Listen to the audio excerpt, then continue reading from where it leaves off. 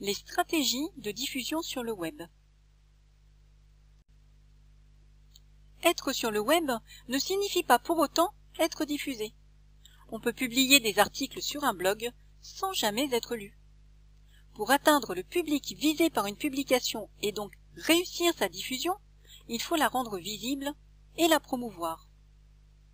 Dans les flux d'informations qui déferlent sur la toile, l'internaute est rapidement submergé par cette masse d'informations et de documents. Il faut l'aider à repérer, trier, sélectionner les contenus qui peuvent l'intéresser. On peut aussi se demander s'il est possible d'informer un lecteur régulier d'un blog ou d'un site web dès qu'un nouveau contenu qui pourrait l'intéresser est ajouté. Recevoir cette information lui ferait gagner du temps. Plusieurs stratégies de diffusion peuvent être mises en place pour que les informations arrivent aux lecteurs potentiels. Deux techniques de diffusion vont pouvoir être utilisées. On les appelle le push et le pull. La diffusion en push consiste à faire parvenir l'information directement au lecteur sans qu'il ait besoin d'aller la rechercher. Il doit seulement choisir de recevoir cette information en s'abonnant à une lettre d'information, à des alertes ou à un flux RSS. Il est facile de créer un flux RSS dans un blog ou sur un site web pour diffuser un fil d'informations de façon automatique. Le lecteur pourra alors suivre les dernières mises à jour en intégrant ce flux RSS dans un agrégateur de flux comme NetVibes. L'agrégateur de flux permet de rassembler les flux RSS de sources différentes pour en faciliter la consultation. On parle de syndication de contenu.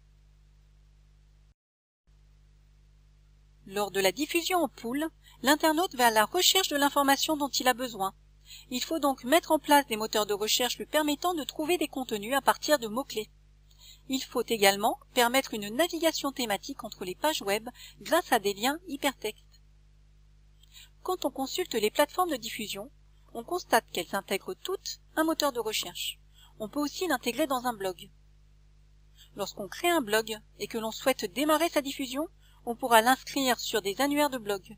Ces annuaires proposent une recherche thématique et une recherche par mots-clés. Cela signifie que lorsqu'on publie un contenu sur ces plateformes, le choix du titre et des mots-clés est essentiel. Le titre pouvant aussi contenir certains mots-clés. On a vu également que ces informations constituent les métadonnées intégrées dans les pages HTML qui vont être parcourues par les moteurs de recherche comme Google. Il faut donc qu'elles soient cohérentes avec le contenu des pages lues par Google pour améliorer leur référencement.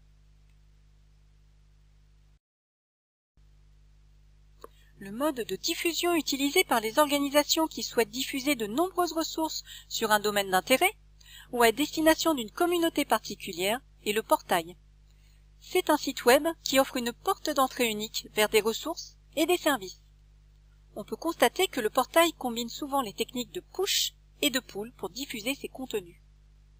Les fournisseurs d'accès à Internet comme Free ou Orange proposent des portails généralistes à la communauté de leurs abonnés. Il existe aussi des portails thématiques, comme par exemple le portail des C2I, et des portails documentaires proposés par certaines universités ou par d'autres organismes. Sur le portail documentaire de la cellule MathDoc qui apparaît à l'écran, on retrouve l'utilisation des lettres d'information et du flux RSS comme technique de push. Concernant les techniques de pull, l'utilisateur peut lancer une recherche rapide, mais aussi visiter le menu de gauche pour accéder au catalogue spécifique. L'agrégateur de flux NetVibes peut être utilisé pour créer un portail de veille partagé. De nombreuses bibliothèques l'utilisent. Je vous propose maintenant d'analyser les stratégies de diffusion des services que vous utilisez.